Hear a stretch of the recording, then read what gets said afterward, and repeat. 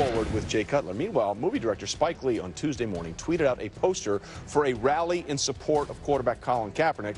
The rally is scheduled for 5 p.m. on Wednesday, August 23rd, and it's in front of the NFL's headquarters at 345 Park Avenue in New York City. Kaepernick parted ways with the Niners in March and remains unsigned. A couple of things to point out here. This is not a Spike Lee joint, for lack of a better term. It's not his rally. He just retweeted or tweeted the idea about the rally.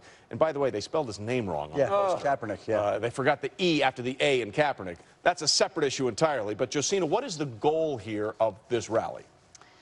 Well, first of all, I guess I want to say that I feel like the pressure with the situation is at the tipping point, simply because in the Miami situation where there was an opening, there were football reasons to mitigate why or explain why Kaepernick didn't get the job. That is correct. If and when we get to the other point where another opening comes available as a result, as you were saying, Adam, of injury, and he doesn't get that job, I think that we are at the point where it could go really over the edge in terms of how people react, not just in the sports sphere, but outside of that. So to answer your question, Trey, I feel like the point of the rally is to raise awareness, make everybody more vigilant, not just about the initial protest, but now I feel like it's shifted to illuminating the unfairness of the situation to some. Well, fair is never really a part of the equation in the NFL, though. Well, it is a business, but with a business also comes an evaluation of qualifications. And when you look at the people who have gotten into the league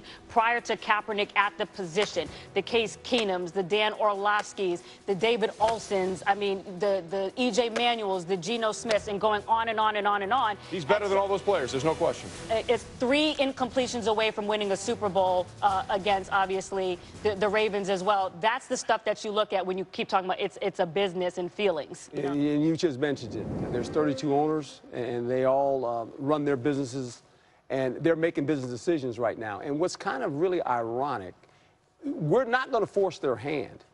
But really what's strange to me, beside the rally, where is the union? Well, actually, I've talked to people at the NFLPA, and they have tried to reach out to Colin, and Colin has not returned their phone calls. So there's a disconnect there as well. There's definitely a disconnect because I would say on the other side, I wouldn't say that sentiment is in agreement in terms of how they feel. But all I can tell you is what they told me. Of course, and a story is to people's feelings about it. The union has said nothing. They haven't taken a stand or even mentioned anything. I mean, they don't have to talk to the player.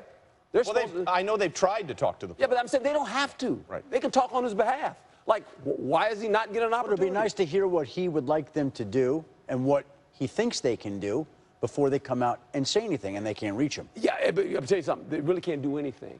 We saw this happen to Tom Brady. There was a little bit of a rally for Tom Brady, wasn't there? What happened? Yeah. That's what's been it for. Well, and here's the flip side to that. While this may bring awareness, I think that it may turn off some owners. I think that's the real issue. That, I agree. to me, is an issue here. You are trying to do something positive, an exact change, but it may be doing the opposite of that, because I think there will be teams out there that think, if we I don't want to be a him, part of this. That's exactly it. But I'm not saying it's right or wrong. We're just saying that's and the other thing is, now we're in August, and we're into training camp, and the offenses have been installed. This isn't March 9th. This is August 9th, or whatever day we're on. And so now it does take an injury to get him into camp. That's what happened in Baltimore. Flacco had a back injury, so his name came up. Miami loses Tannehill. His name comes up. It's hard to imagine a scenario. Maybe it does happen where a team just says today, I think we'd like to go sign Colin Kaepernick 2 or 3 weeks to the training camp. Look, teams have had the chance to sign Colin Kaepernick. When San Francisco let him go, before free agency even started, when he was let go, released, any club could have picked up Colin Kaepernick. They chose not to do that. They chose not to do that. So I don't know if that was the sign that we should have been alerted for, going, hey, no one's picking this guy up. Before we even started OTAs and mini camps, he had an opportunity to go to someone's camp. No one invited him. And then the next scenario was, well, maybe when somebody gets hurt. So now we're all sitting here waiting for somebody to get hurt.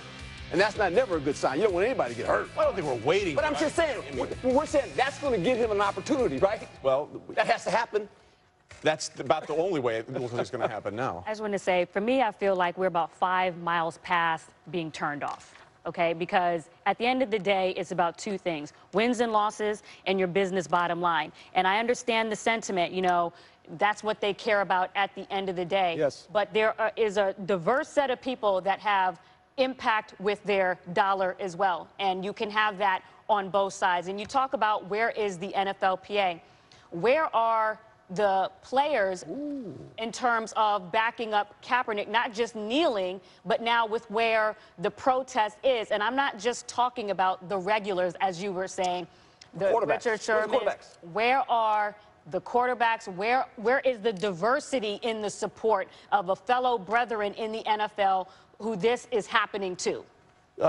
Look, that's an interesting point, but at the end of the day, I think a lot of those brethren are worried about their own situation. That's right. Independent contractors, Trey. They're all independent contractors. Really. Exactly. And look, Colin Kaepernick is not the quarterback that he was when he was 3 incompletions away from that Super Bowl in 20. That's a lifetime ago in the NFL. He's still a capable quarterback that should have a job.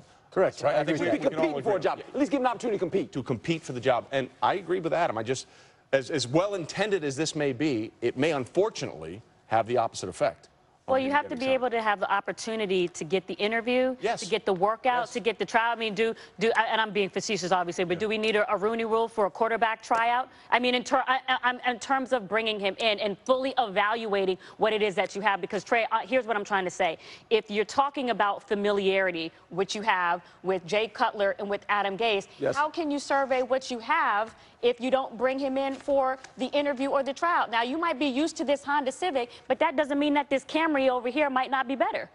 But you didn't look at it. Well, again, yes, you're exactly right. I think we're all in agreement he should have had an opportunity for the job. We would hope so. And we'll just see what happens going forward. And we move on here on NFL Live to press coverage. And Adam Schefter, as he is prone to